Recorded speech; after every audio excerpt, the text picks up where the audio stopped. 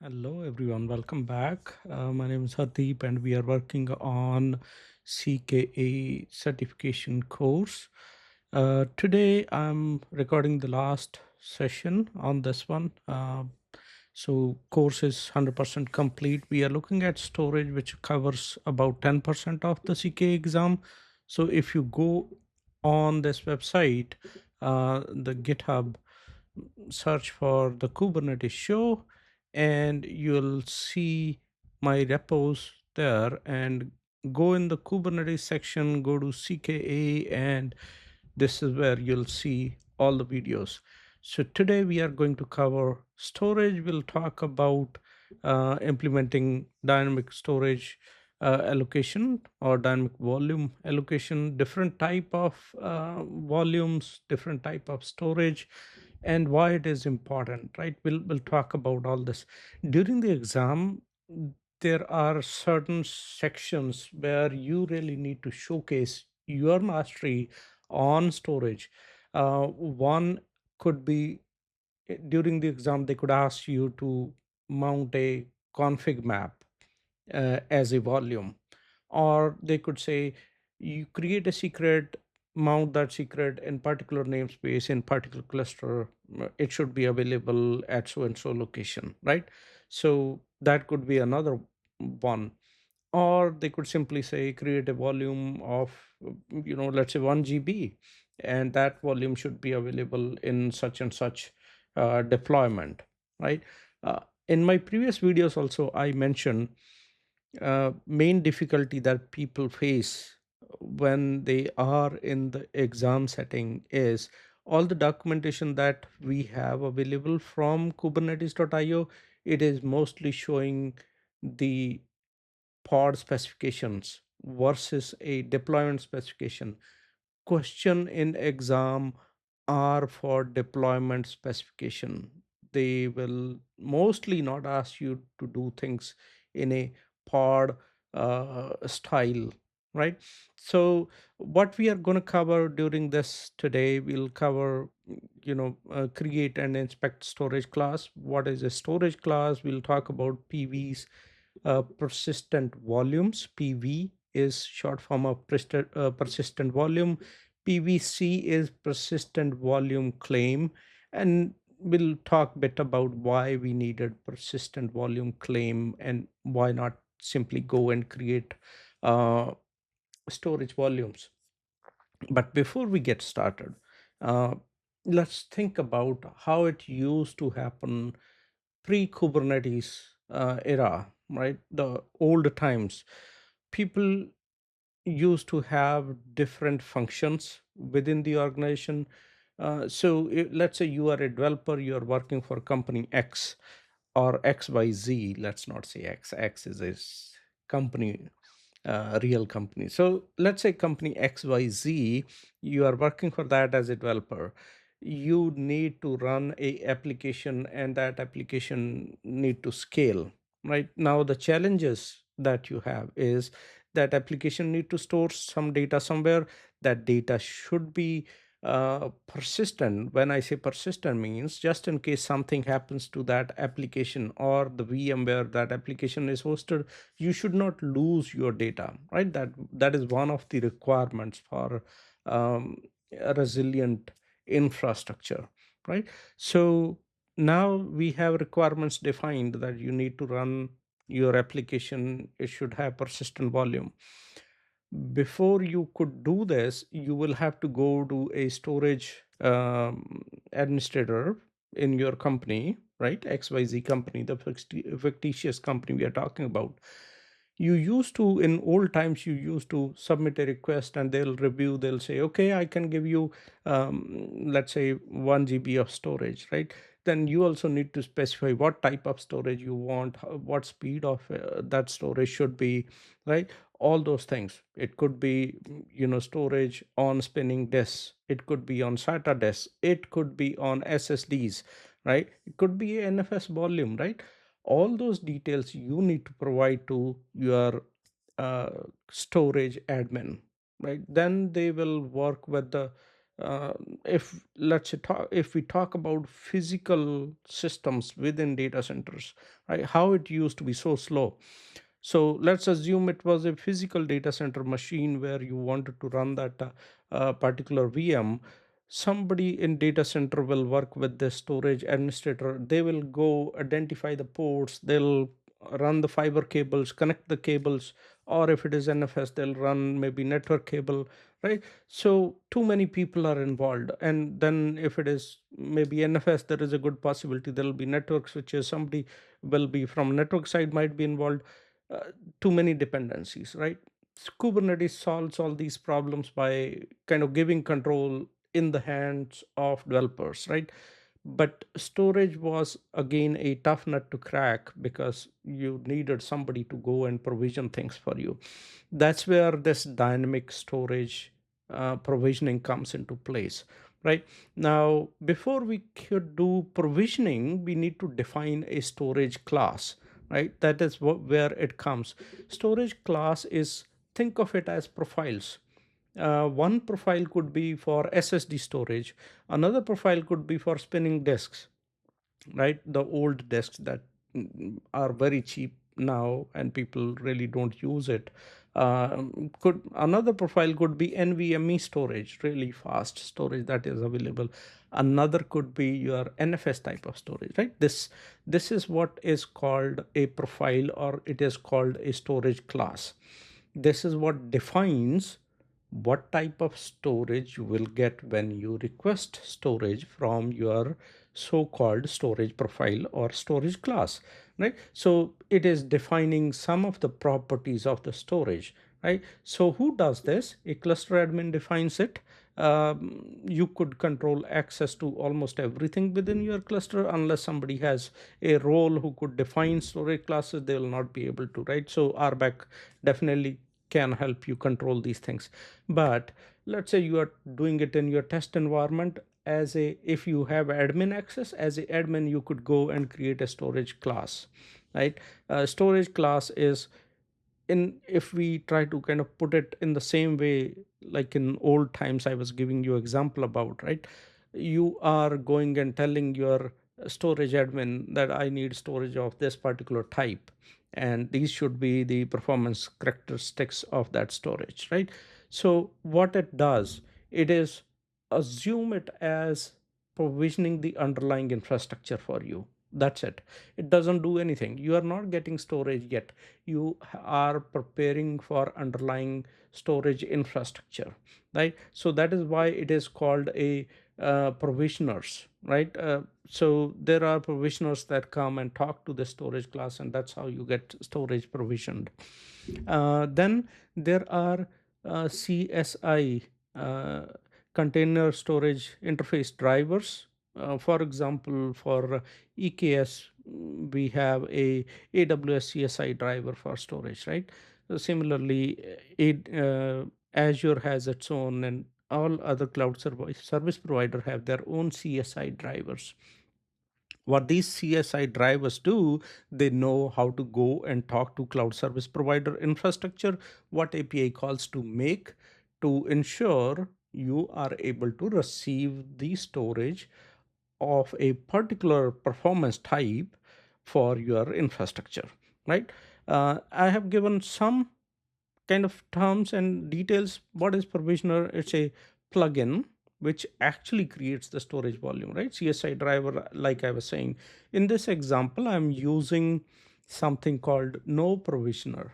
No provisioner is kind of a special type. It is used for local volumes only. When I say local, it means wherever you are running your pod lands on node A, node B, node C, whatever node your pod lands on, it is going to create a volume there on that node itself, right? So that is uh, about the provisioner.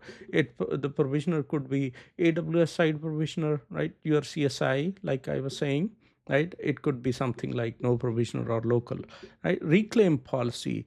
Now this reclaim policy, it defines what happens when a persistent volume claim is deleted. So what is persistent volume claim? We'll talk about it a bit later, but it is just a request for storage. As for now, just understand this: PVC is just a request for storage. When you don't need that storage, that particular storage request is gone. Somebody deleted that PVC. What should happen to your storage? We have mentioned retain.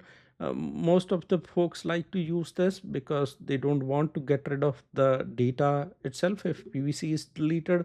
But at the same time, this could lead to large amount of storage lying around which you are not using unless you have a way to maintain all the volumes that your Kubernetes is creating and reusing them. You should think about, using delete. If you have a way to reuse them, possibly you can think about using retain. uh, or another option would be, don't delete your PVCs. PVCs, you can reusing them. You don't need to delete PVCs. But finally, the day you decided I don't need this storage claim, you can delete that and it could go and delete your volume too. Uh, Again, this is a decision that somebody need to make at their organization level. Now, next is the volume binding. Volume binding could be as soon as somebody requested, I need 50 GB, should it go and immediately allocate 50 GB, or should it wait for the consumer? So remember, I was talking about PVC. PVC was a persistent volume claim. You are saying I need 50 GB. It doesn't mean you are using 50 GB. That is why we talked about retain and delete sections too, right? Somebody could be using storage in a pod and that pod disappears. Your volume still exists if you have PVC type set to retain, right? So that is how it works. But immediate means you created PVC and that PVC is not yet in use. Nobody is using it. You don't want that 50 GB to be allocated immediately, right? So you could think about using wait for the first consumer. Again, I have given links here. You could read about it. How we gonna do today's hands-on is we'll use this playground, right? Before I get into the playground, I have given some commands that you could literally go and run and copy paste from here.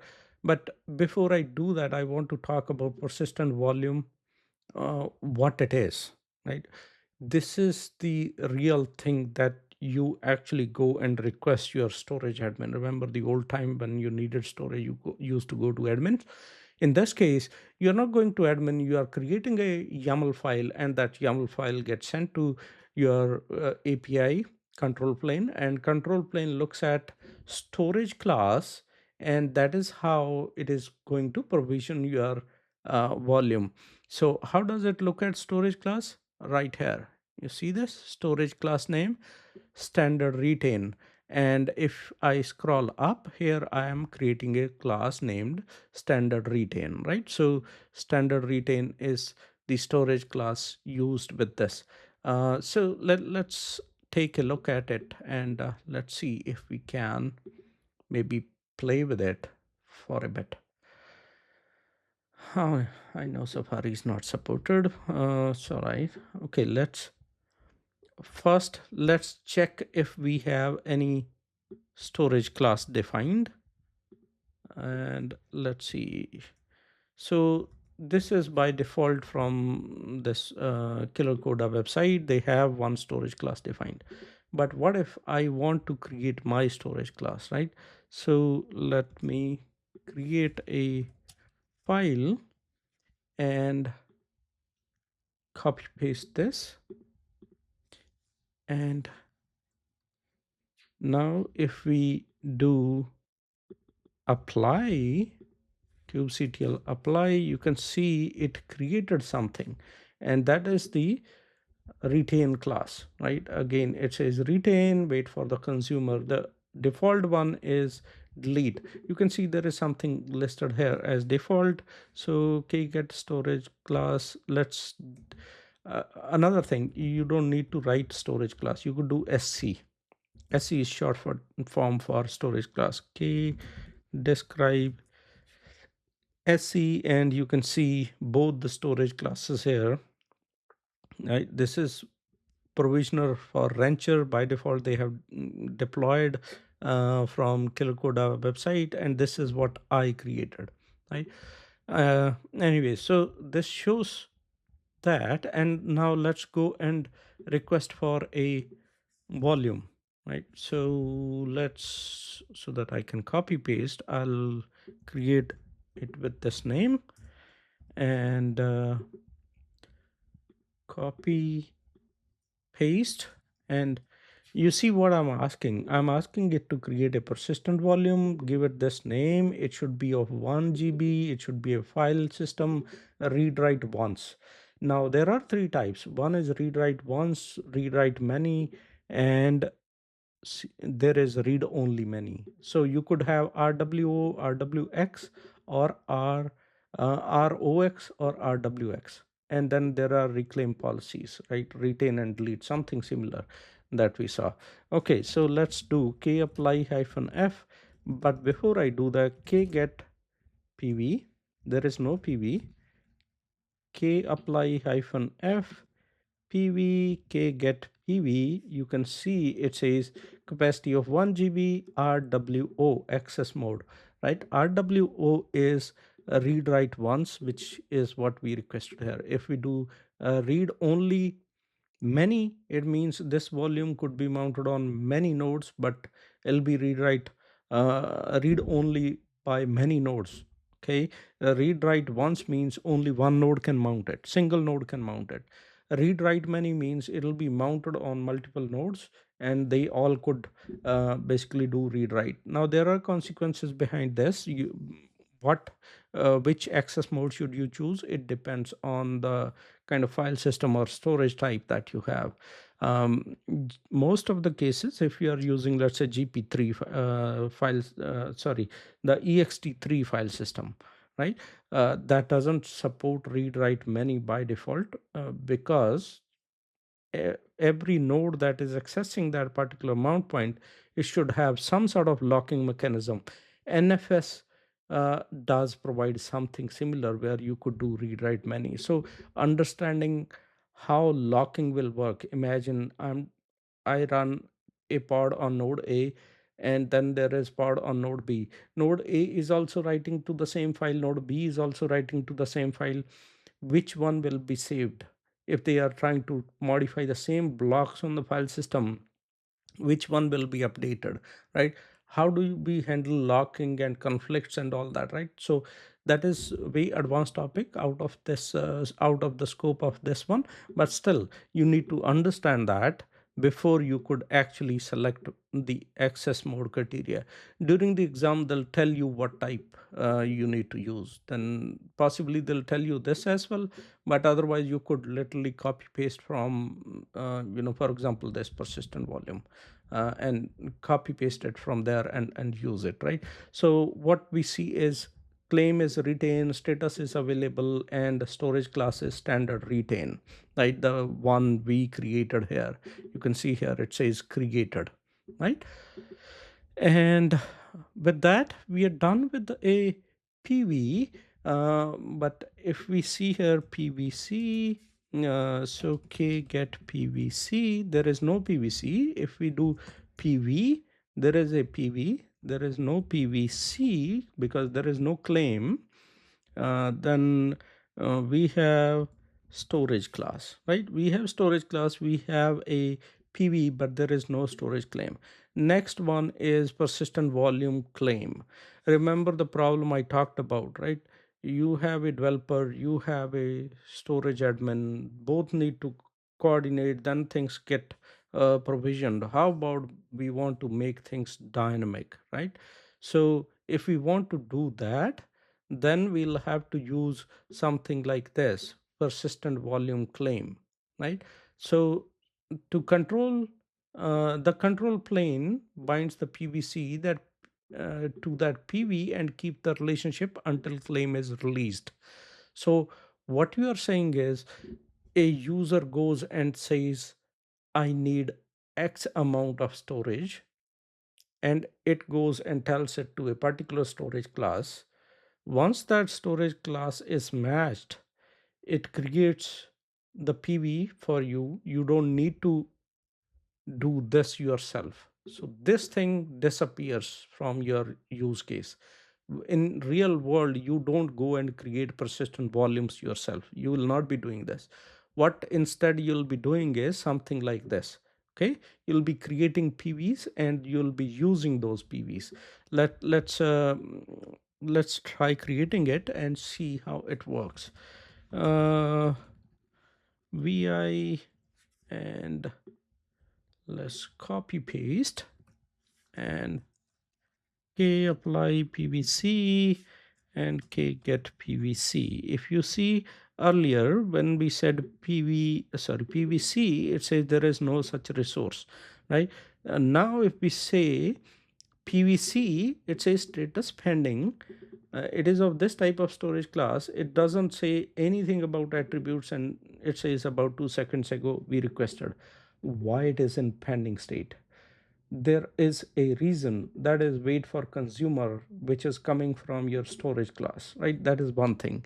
Second thing, PVC, the way it works is whenever somebody comes and says, here is my PVC name, give me storage, right? At that time it will show the volume, it will show capacity. Basically this will get created on the fly, volume will get created on the fly. So if I do this, when I say volume will get created on the fly, meaning k get PV, if I do this, you can see this is the old one we created. Remember we created here this one. Before this there was nothing, it says nothing found, right? So we created that one. But for PVC nothing got created, right? So we do k get PVC, it still says pending, right? Now why is that the case? Because PVC is a kind of a virtual construct. It is waiting for somebody to come and use it. Once they use it, that's how things get kind of deployed, right? Now this is an example how we gonna use that PVC.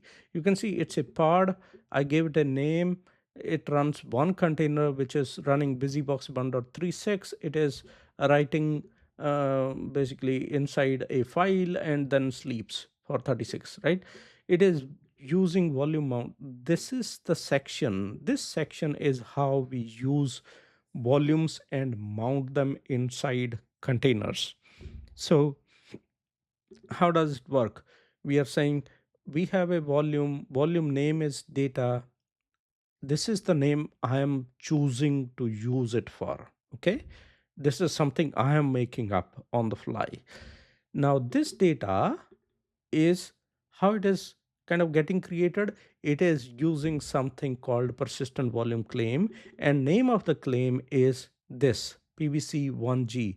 Remember we created that PVC standard 1GI, PVC standard 1GI, right? We are using that here, right? So once you have this, that is how you follow this name. It goes right here exactly as it is. This name and this name need to be same. Only thing you need to remember is right at containers level you are using volumes. Why? Because volumes are bound to your pods, not to containers. Remember this. Pod is a kind of one unit where you have your IPs, you have your storage, right? So within a pod, you could have 10 containers and all 10 will have access to this volume, but you control which volume or which container is able to use data from this volume, right? So that is why this volumes is at right after spec. So spec dot volumes, okay? Inside containers, so we got one container here, we could have 10 containers, right? So inside container, how do you use this volume?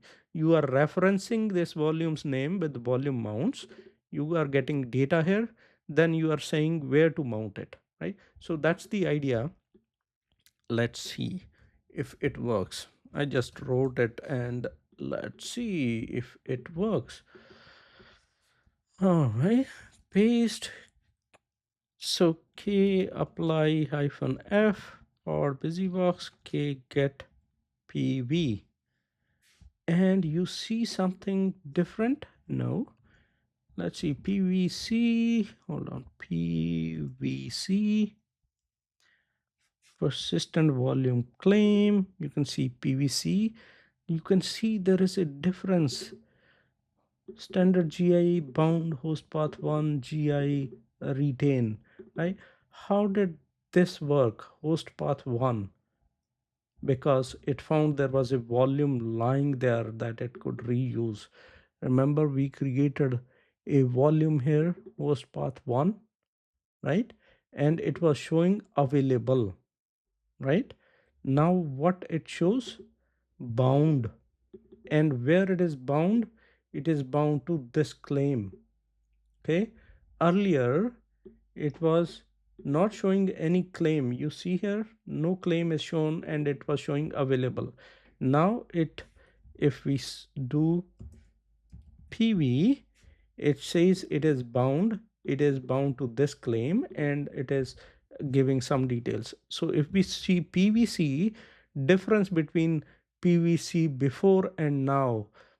So here it was showing no pvc, then here no pvc, we created pvc, and you can see here how it was showing. Excuse me, how it was showing volume, capacity, access mode, storage class, right? Many of them were empty. Now it says volume, capacity, access mode, right? So this is how you use it. Now let's get inside that pod and see hello from pv. So where did this hello came from? It came from here, hello from pv, because it ran it once, and then we could have run a for loop or something to keep writing something here, but anyways, this gave, it tells the story, right? So what if we delete the pod, right? So that was the idea in the beginning. I mentioned, right? What if your machine disappears?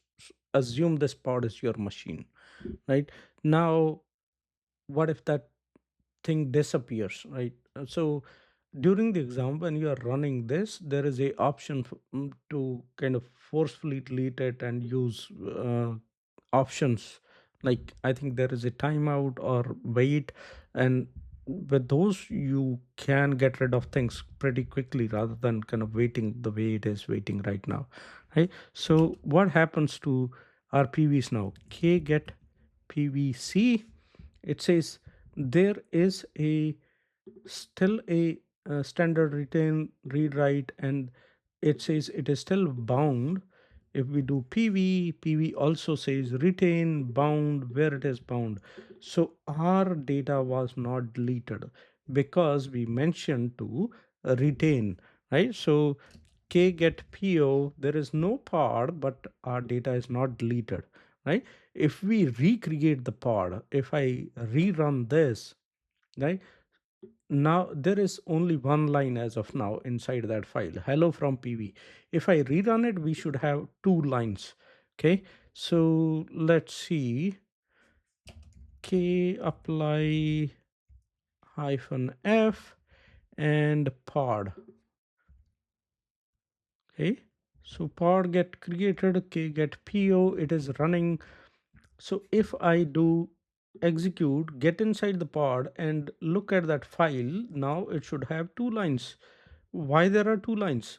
Because the data was retained. Okay, k delete po busybox. I think it was timeout 0 hyphen hyphen force, right? K get po, it is gone. So you could use something like this, right? Now what if we create it for the third time? k get po, you can see, and we get inside the pod and see there are now 3 lines, right? So this is how you are able to kind of retain your data while your pods are getting terminated. Right now, typical scenarios during the exam, what could go wrong, right? They or what will they ask you? They will ask you to create a PVC of specific size, use a specific storage class, update a pod or deployment, and mount it on a given path, right? They'll say use this type of reclaim policy, modify it, or delete, retain, and all that. They could say why it is in pending state. You need to kind of figure out, right? During the exam it might not mount. You will have to see why, because there is a possibility that they have made the file system full on a node and they are saying create a volume of 1 GB, right? Then you need to figure out, do you have other nodes also where you could go and run your pod and all that, right? So you need to really know or understand Kubernetes in order to um, you know pass the exam task. Mistakes, uh, it could get stuck in pending if you are not using the right storage class name. So if you see here, when I was using this, I mentioned storage class name. What if you are running it in cloud and you have more than one storage class like we had here, right? So if I do this, there are two. If I don't mention anything, it goes to local path, which is the default rancher.io they are providing, right? So that could be one mistake somebody could make, not using the right storage class, right? PVC target specified PV setting the volume name, right? So during exam they could say you already have a PV, you want to use it in PVC. You could do this if when you are using PVC, you could specify volume name, right? But otherwise also, like we saw, if you are using same storage class and your requirements are same, you have a PV already, there is a good chance that it'll go and reuse that PV for you, like it did in our case. And what else? Uh, Storage class leading to dynamic provisioning on the wrong backend, especially exam task expect static PV binding, should be okay. You should be fine. Forgetting to update volume or volume mounts. Yes, these two are the main reasons why people struggle. They don't know at what level they need to go and write volume mounts and at what level they need to write volumes. Volumes is a pod level construct. So spec dot volumes. Okay. Volume mounts is a container level construct. So it goes into spec, then name of the container, then volume mounts. Okay, remember that. Then I've given kind of one end-to-end example how you can basically, create these files, YAML files. I would say you can create one at a time, like I'm doing here, and then there are some examples I've given. Let's run through it pretty quickly, or I'll do this, right? Uh, vi all dot YAML. Let's do all at once. K apply hyphen f all dot YAML k get. Uh, so we have a SE is storage class. I named it as fast lead, and you can see it is lead wait for consumers. Then we have a PV fast local, right? So k get PV, you can see here we created it. It is available because nobody's using it. K get PVC, and you can see what class it is from, right? It is from fast lead. Then finally, once that is done, we are doing a deployment. During exam you don't see most of the examples from documentation for deployment, like I said earlier, right? So what you really need to know is inside spec there is a template. And under template, this section is literally what comes from pod. Okay, so all you need to know is how many spaces this need to have, right? So you get spec, which is top level, after that template, after that spec. Now you are at same level that I was talking about, right? Volumes, this is going at pod level. Volume mounts, this is going at your container level, right? Okay, all right, so let's create this also. Nginx persistent.yaml, vi nginx persistent.yaml, and let's create the deployment. K apply hyphen f nginx k get po k get deployment, right? It is still kind of creating container. All right, it's running. Okay, get deploy. We can see one out of one is ready, right? So what we are doing inside this, we are kind of looking at, parts. I have a label for that part. That's how I'm kind of doing it. What I'm getting by using that label is name of the pod. Why? Because I'm going to show you something. Uh, I get inside that pod and write a HTML file, because if I get inside that now, before I, let's say, run this, I want to show you something, right? If I get inside and run this, it gives me forbidden nginx this that, right? I don't want it. I want something good, some usable output. So I did that, and if I get inside that, you can see it's a CKA storage and giving me the name of the container, right? The pod name. If you see here, I was doing echo pod, right? That's the name of the pod, right? So now what happens if we delete a pod from a deployment? Because deployment is higher level construct, deployment is always creating replacement. You can see 9 seconds ago a new container was created.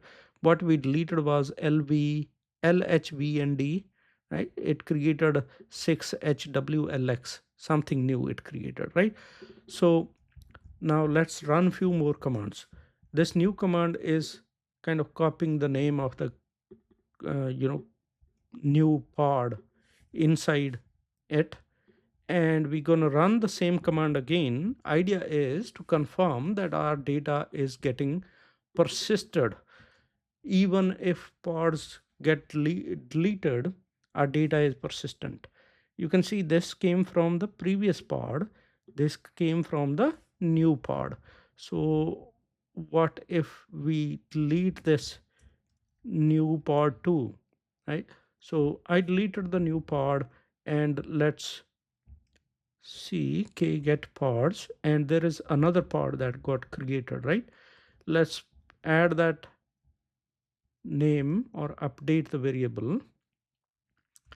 Let's run the command and get inside and do curl localhost, right? You see we deleted 3 parts, at least 2 parts till now, and our data is persistent. That is the use case of persistent volume and persistent volume claim. This is getting a bit long side, but I wanted to kind of show you how things work in during the exam or in real life. There are a few other type of mounts. One is empty dir, which is kind of memory configuration, right? It is using your memory. You are basically you are specifying the limit, right? It's kind of creating a empty directory. You can see when a pod is removed for any reason, data in empty directory is deleted permanently, right? So it is memory based. It disappears as soon as your pod is gone, right? So again, it's a scratch space only. Mm, you need to store something temporarily, people use it for that.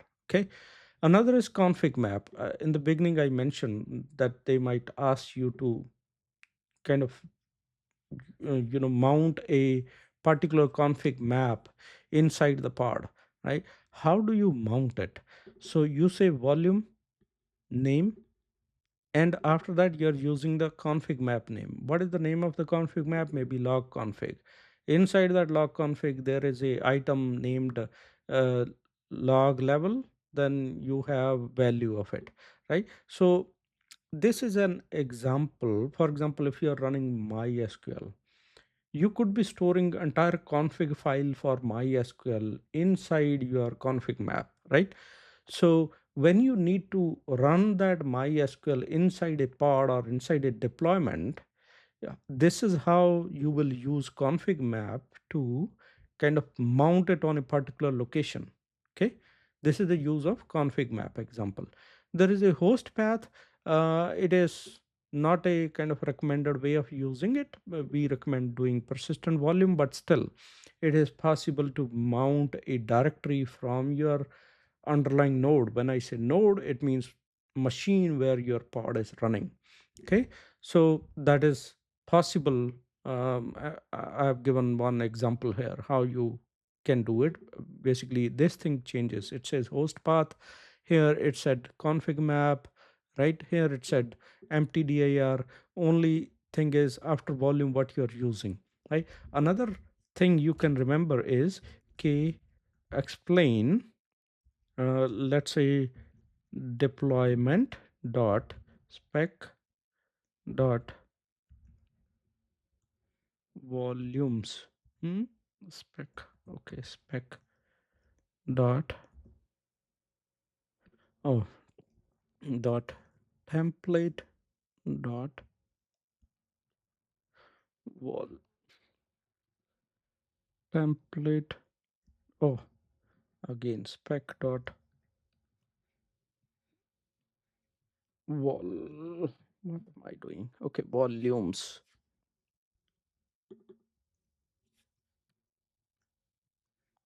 Right, so what type of volume you can use? There are so many different types of volumes are available, like empty dir I was talking about, right? There are so many of these that are deprecated. So if you go on um, Kubernetes website, I provided links here. If you go on those links, you will be able to see there are many of them that are deprecated. Again, similar story for secrets. You could mount it as tempfs or RAM backed file system. They are never persisted over volatile storage. They are all um, kind of they are never persisted on non-volatile storage. Basically storage where it could be persisted for long term, right? So you could mount secrets similarly where you are using volume mounts. Here you are saying volume, type a secret and secret name, right? And then I've given some homework for you, given some links. I would say please go through it. I encourage you to treat these questions as if you are sitting in exam. There is a killer shell uh, kind of simulator, exam simulator 2, which lets you do something similar that we were doing here, right? One more thing, during the exam, if you are stuck somewhere, you don't know from where should you get your references, right?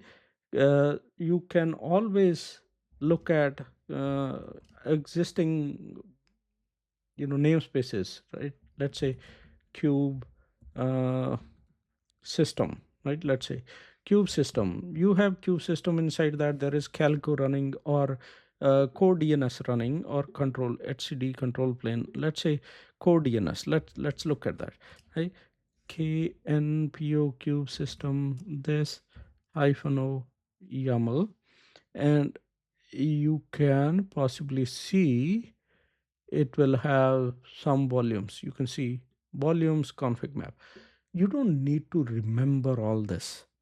This is what I meant by where you can go and look for examples. Those examples are available to you during the exam. You already have a functional Kubernetes system, right?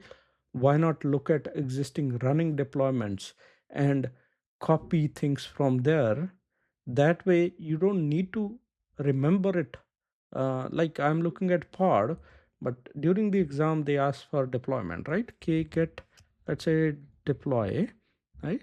Now we can say code DNS, code DNS hyphen o YAML, right? Now I don't need to basically remember at what level I should go and write a particular thing. For example, if they say affinity, pod affinity, I could literally copy from here and go and paste it and change the values based on my need or my usage need, right? Similarly, for arguments, you could do it. You are defining ports here. There are, see, like volumes I was talking about, right? So at what level you are defining these volumes, how you are using it. You can see it is volumes here. Then where is the container? We have container argument, liveliness pro, and there'll be somewhere volume mounts too. Yeah, volume mounts you can see here, right? So volume mount there, volumes here. This is kind of one way of doing or tackling this exam, and while not copy pasting from Kubernetes website itself, right?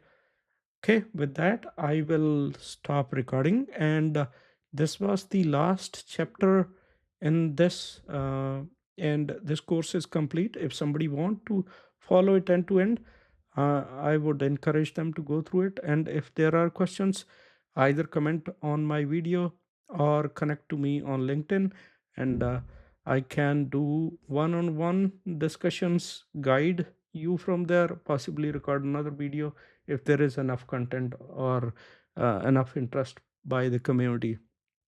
But I hope this helps someone pass their exam. And if I did help you pass your exam, provided you enough tips, please comment on the YouTube video, subscribe, like, and comment on my LinkedIn too. Thank you. Have a good one. Good luck. And Linux is all about hands-on. Kubernetes exams are also all about hands-on. Keep learning, keep playing with the technology. You're going to do great. Take care. Goodbye.